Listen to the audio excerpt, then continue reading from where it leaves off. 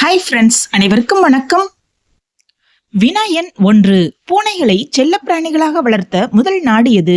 ஏ India, B Egypt, C Russia, D Iran. சரியான விடை எகிப்து. பண்டைய காலங்களில் எகிப்தியர்கள் பூனைகளை தங்களின் புனித விலங்காக கருதினார்கள். வினா எண் 2.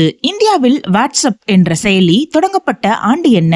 ஏ 2010, பி 2011, சி 2012, டி 2015. சரியான விடை 2010ஆம் ஆண்டு. வாட்ஸ்அப் செயலி நிறுவப்பட்ட ஆண்டு 2009ஆம் ஆண்டு. ஆனால் இந்தியாவிற்கு நடைமுறைக்கு வந்த ஆண்டு 2010ஆம் ஆண்டு. வினா எண் 3. உலகில் மிகவும் கடின உழைப்பு கொண்ட உயிரினம் எது? ஏ தேனி, பி கழுதை, சி கழுகு, டி எறும்பு. சரியான விடை எறும்புகள். வினா எண் 4. ஒரு ரயில் நிலையம் கூட இல்லாத இந்திய மாநிலம் எது? A Sikkim, B Orissa, C Rajasthan, D Kashmir.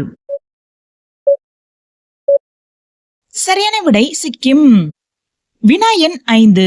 நாம் மண்பானை தண்ணீர் குடிப்பதால் எது அதிகரிக்கும்? ஏ தலைவலி, பி பல்வலி, சி செரிமானம், டி தொண்டை வலி. சரியான விடை செரிமானம். மண்பானை தண்ணீர் நம்ம குடிக்கிறதுனால நமக்கு ஜீரண சக்தி அதிகமாகிறதா சொல்லப்படுது. வினா எண் 6. தமிழ்நாட்டின் மாநில பழம் என்ன?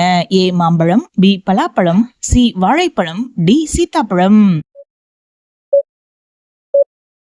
சரியான விடை பலாப்பழம். வினா எண் 7. ஒரு மனிதனால் தூங்காமல் எத்தனை நாட்கள் வரை உயிர் வாழ முடியும்? ஏ 7 நாட்கள், பி 10 நாட்கள், சி 11 நாட்கள், டி 14 நாட்கள். சரியான விடை 11 நாட்கள். வினா எண் 8. மனித உடலில் மிகவும் நீளமான மற்றும் வலிமையான எலும்பு எங்கு உள்ளது? ஏ தொடை, பி கைகள், சி கால்கள், டி மண்டையோடு. சரியான விடை தொடைப்பகுதி.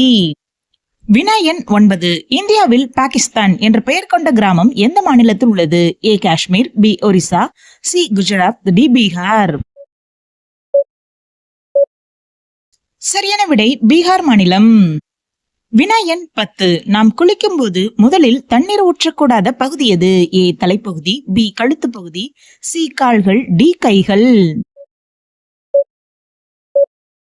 சரியான விடை தலைப்பகுதி. நம்மள நிறைய பேரு குளிக்கிறப்ப முதல்ல ஒரு கப்பு தண்ணி எடுத்து தலையில தான் ஊத்துவோம். அதுவும் இல்லாம இப்ப நிறைய வீடுகள்ல ஷவர் பாத்ரூம் வந்துருச்சு. அதனால முதல்ல தலையத்தான் எல்லாரும் நினைக்கிறாங்க. ஆனா அது ரொம்பவும் தப்புன்னு நிபுணர்கள் சொல்றாங்க. எப்பயுமே நம்ம குளிக்கிறப்ப முதல்ல கால்கள்ல தண்ணீர் ஊற்றி பின் படிப்படியாக மேலே ஏறி இறுதியாக தலையில் தண்ணீர் ஊற்றுவதுதான் சிறந்ததா சொல்லப்படுது. இதற்கு காரணம் என்னன்னா, இப்படி நம்ம செய்யறதுனால நம்மளோட ரத்த ஓட்டத்தை அது சீராக வச்சு திடீர் வெப்பநிலை மாற்றத்தால ஏற்படக்கூடிய தலை சுற்றல் அல்லது மயக்கத்தை தவிர்க்கிறதுக்கு இது நமக்கு உதவி புரியுறதா சொல்லப்படுது. அதே போல ஒரு முறையான குளியல் முறை அப்படின்றது எப்படி இருக்கும்னா, முதல்ல கால்கள்ல தண்ணீர் ஊற்றி நினைக்கணும். அடுத்து முழங்கால், தொடைகள் மற்றும் இடுப்பு பகுதி இப்படின்னு தண்ணீரை அடுத்தடுத்த ஸ்டேஜுக்கு நகர்த்தணும். பின்னர் வயிறு, மார்பு மற்றும் தோள்பட்டை பகுதிகளுக்கு தண்ணீரை ஊற்றணும். உடலோட மற்ற பகுதிகள்ல நனைஞ்சதுக்கு அப்புறம் தான் இறுதியா தான் தலையில தண்ணீர் ஊற்றி குளிக்கணும்னு சொல்றாங்க.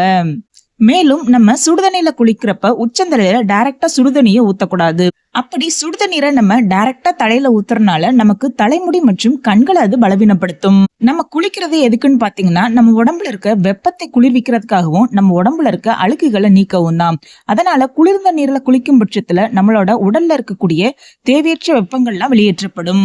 அதனால நம்ம எல்லாரும் தினமும் காலையில எழுந்தோடனே குளிச்சுட்டு மத்த வேலைகளை தொடங்கணும்னா நம்மளோட உடல் மற்றும் மன ஆரோக்கியம் மேம்படும். அதே போல சாப்பிட்டு விட்டு குளிக்க கூடாது. எந்த நேரத்திலையும் அவசர குளியல் கூடவே கூடாது. ஓகே ஃப்ரெண்ட்ஸ், இந்த வீடியோ உங்களுக்கு பயனுள்ள வகையில இருந்துச்சுன்னா ஒரு லைக் பண்ணி சப்ஸ்கிரைப் பண்ணி வச்சுக்கோங்க. மற்றொரு வீடியோவில் சந்திப்போம். அது வரைக்கும் அனைவருக்கும் நன்றி.